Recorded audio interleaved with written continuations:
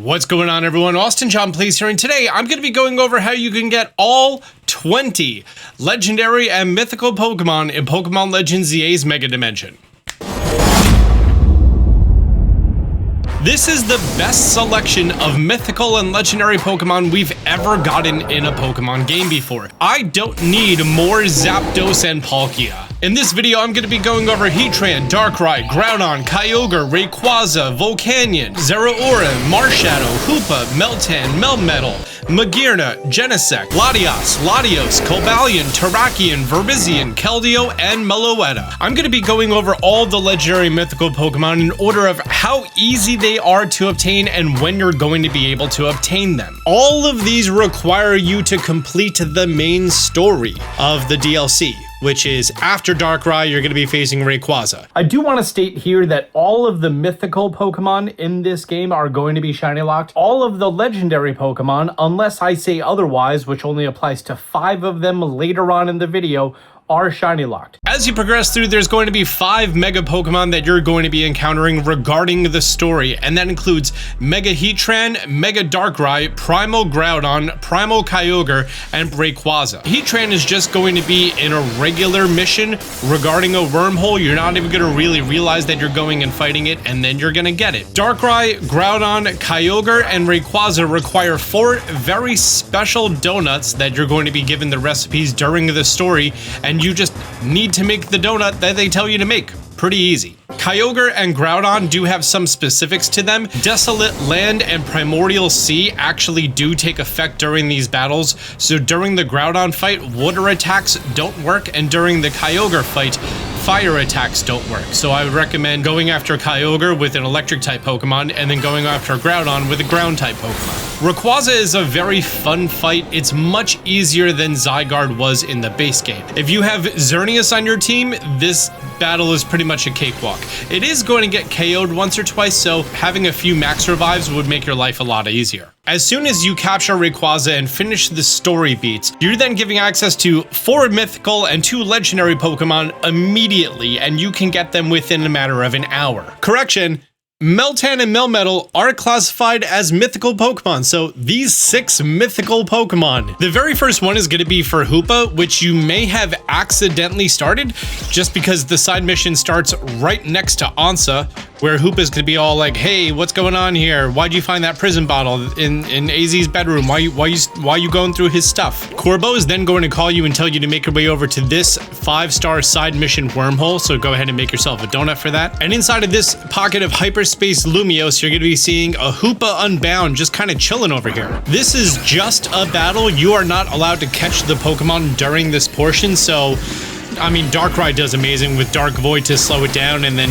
healing up, and then Dark Pulse, Nasty Plot. This is not that hard of a battle. After the battle is over, Hoopa Unbound is going to be, you know, in his dazed and confused state. Your character is then going to take out the prison bottle, and you're going to then imprison Hoopa to make it into its confined form, which is just, you know, regular Hoopa. It then says Hoopa wants to go with you, and you get Hoopa considered as a gift Pokemon, so unfortunately you can't choose the Pokeball that goes in, it just goes into a base Pokeball. Next is going to be Volcanion. All you have to do is make your way over to the Pokemon Research Center and speak to Mabel, and Mabel's going to say that there was a Pokeball infected with a computer virus that renders it unusable. That's going to start side mission 194, Volcanion Unleashed. Because Volcanion is such a dangerous Pokemon, and you do get a little bit of lore here, you're put into a room? Just a black room. No models, no textures, just a black void. And there's an ambient light somewhere. Like, it's so weird. I was just like a void of a room, and then Volcanion comes out of the infected Pokeball. This static encounter with Volcanion is also considered a battle. However, Volcanion is not going to be enraged. It being a fire and water type, it's going to be weak to a bunch of different types, but the only one that it doesn't have really good coverage for would be electric. So I used Electros for this. Also, you're not allowed to save when Volcanion's unconscious, so because of that, you only can try to catch it 1 time per battle. You only get 1 shot. Oh, I got it there with the fastball. Nice. So the fact that you can catch Volcanion in any ball you want is really awesome. Next is going to be Meltan, where you're going to be finding this one random quest here at Rouge Plaza 1, just north of the central tower. And this woman is going to say that this random Pokemon, Meltan, just appeared, and it's on you to catch that Pokemon. Now you do have to catch Meltan here, and this is the only one that you're going to be encountering. Just a heads up, it's not very strong. After I knocked it out, I had about a 75% chance with an Ultra Ball. You're also not allowed to save during this battle, so you only have one shot while it's unconscious. If you happen to fail this mission, you just get to do it again. Success is my only option. Failure's not. Did I get it in the sport ball? I got it in the sport ball. Now, as soon as this mission is over, there's going to be a distortion that spawns right next to you. And this is going to be for Melmetal, which makes sense because Meltan only evolves in Pokemon Go. This is a 1-star wormhole, which honestly, you could just use the most trash donut because there's no battle or anything else. You just go in here toward this little Eevee encounter area. You're going to be seeing this little girl here surrounded by a bunch of Meltan. There's going to be some weird stuff going on. And she's going to say, "Do you like Meltan?" And you say, "Yeah." The screen goes white. And then all of the Meltan disappear. And then they all fuse to be a Melmetal. And she says, "Do you like Melmetal?" "Yeah." And then the little girl disappears. I hope you'll like Melmetal forever. And now you have Melmetal. Because this is considered a gift Pokemon, you cannot choose the Pokeball that it goes in, it's just in a stock Pokeball. You can reset for different IVs though, in case you want one that has maybe 0 speed or something. Next is gonna be Marshadow. All the way on the east side of the map, right off of Jean Street on the North Boulevard, you're gonna be finding this one side quest right next to Wild Zone 6 with this guy from the Neighborhood Watch program. This is gonna be side mission 192, The Stealthy Shadow. Hang on, I'm editing right now and I wanna read this in a voice, so I'm gonna do that. At the hour when the grandest shadow's tip pierces the center of the circle of red and white, they who dare thrust their fist toward the earth may find a ghostly child creeping near. Is this true? Find out for yourself if you dare. Truth is in the eye of the beholder. Make your way over to the battle court just north of the central tower. Almost completely 3/4 of the way through the day, you're going to be seeing the shadow of the tower start to slowly crest toward the center Pokeball, in which you can actually investigate the Pokeball. Once the central pillar is completely within the ball, you then investigate it. Then you're going to thrust your fist toward the earth. Hey, look, the guy is here the whole time. How is he here at this exact time, at this exact place? Did he know the answer to the riddle and he was just waiting for you to do it? Hey, it's Marshadow coming out of the ground. From here is going to start a battle with Marshadow that you cannot save during this battle. But Marshadow is actually very fast. So if you wanted to use a fastball, one of your Apricorn balls, you definitely could. By putting it to sleep with Darkrai, that fastball had like almost 100% catch rate. So I did the fastball.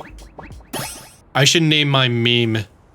Leave in the comment section down below if you know why. I mean, technically I should name it Mimi. Next is gonna be Mega Zeraora. You have to get Mewtwo, get Deontay, get Rayquaza, go to the construction site and buy a Canary bread, and then make your way to this location here at Vert Sector 3. You'd be seeing this kid hanging out, white hat, yellow puffer jacket, staring off into that wild zone.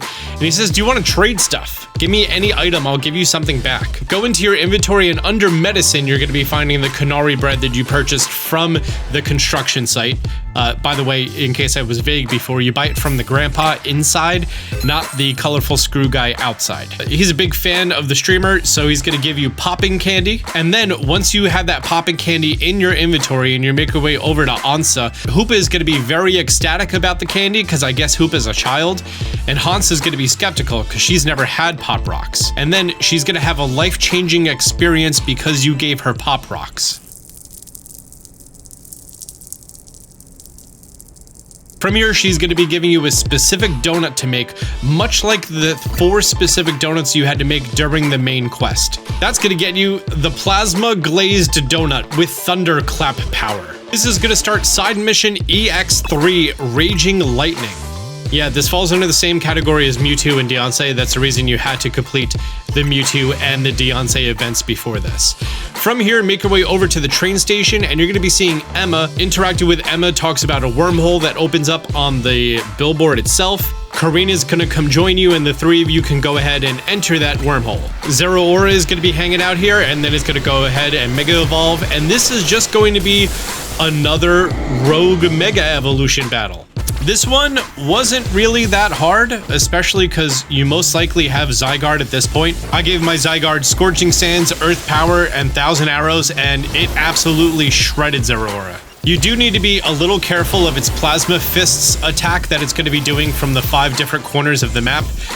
You just need to figure out when to time your roll. Not that. That was a bad timing, as you can tell, because I'm about to die. And then, yay, nailed it and didn't die. After the battle is over, Zeraora is going to be leaving its Mega form, and it's going to be super woozy and stuff, and now's your opportunity to catch it in whatever ball you'd like with a 100% catch rate. Did I use another fastball? No, I used a level ball, because the colors. I liked it. Great, Zeraora. And you're also going to be getting Zeraora's Megastone, the Zeraorite. Next is going to be Magearna. Make your way over to Quasartico Incorporated, and inside of here, you're going to be finding Vinny, who wants a present to give his daughter for her birthday. Vinny wants a Mimikyu, so I hope you have one. And that's side mission 190, a Mimikyu for my cutie complete. You're going to be getting heavy balls and lure balls, which is pretty cool.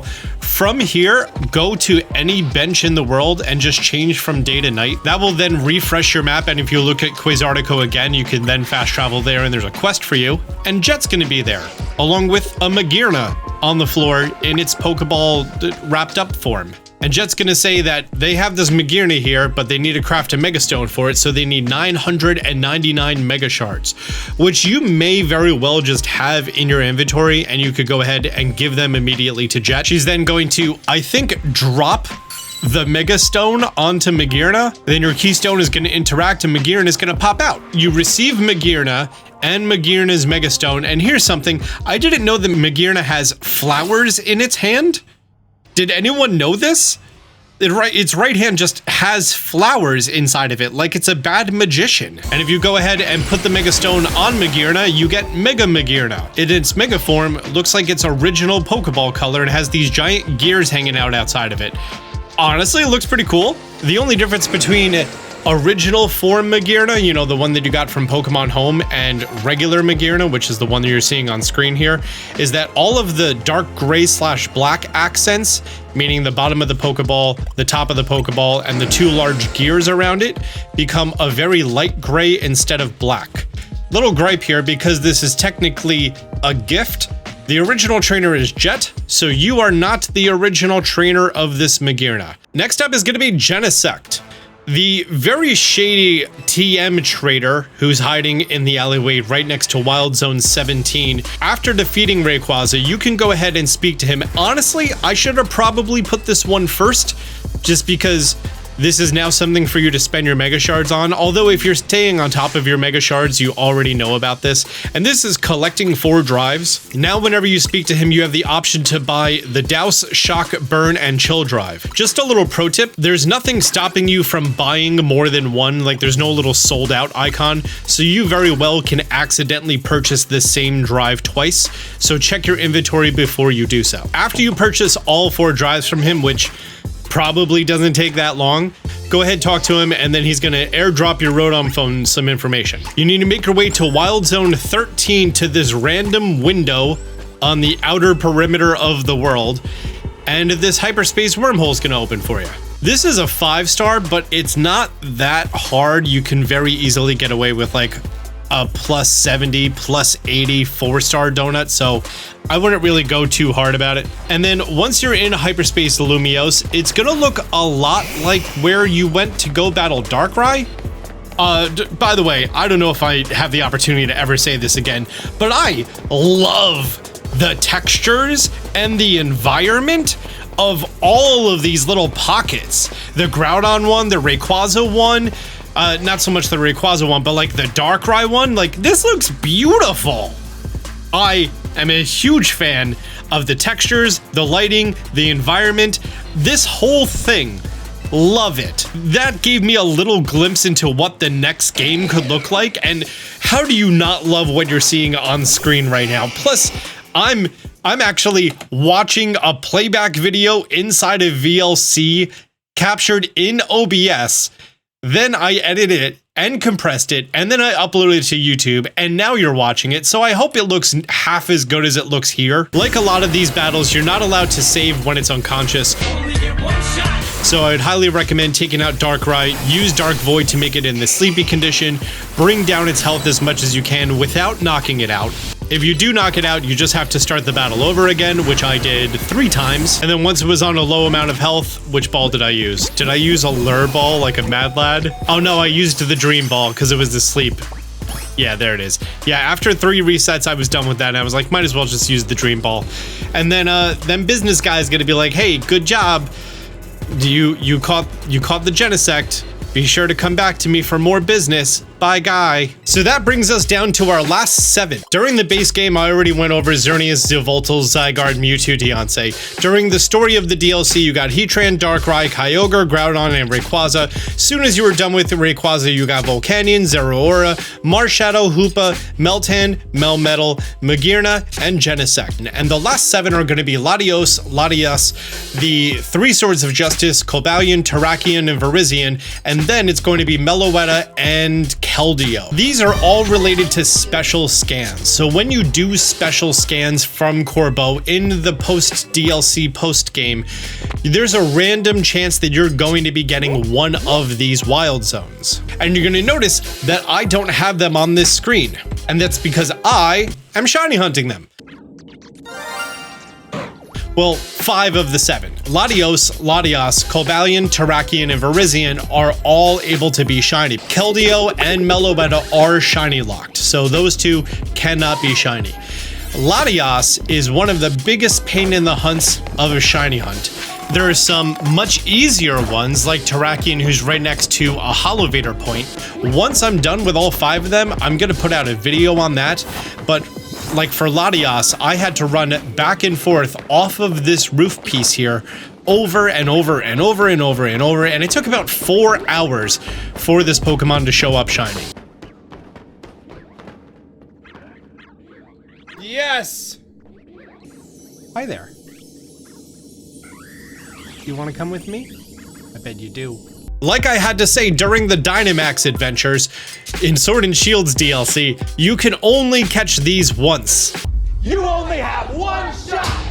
So if you want to shiny hunt this, you have to shiny hunt it. You cannot catch it and then go back to shiny hunt a version of it later. I should also probably point out now that there's going to be another random side quest somewhere on your map. It's a hyperspace warp zone, and that it is a side mission, and that's going to bring you to this version of hyperspace Lumiose. And this is going to be side mission number 189, Siblings of the Sky. You're going to go into a 2-on-1 battle against both of these legendary Pokemon who are Psychic and Dragon, and as soon as the battle starts, both of them Mega Evolve, so you probably should too.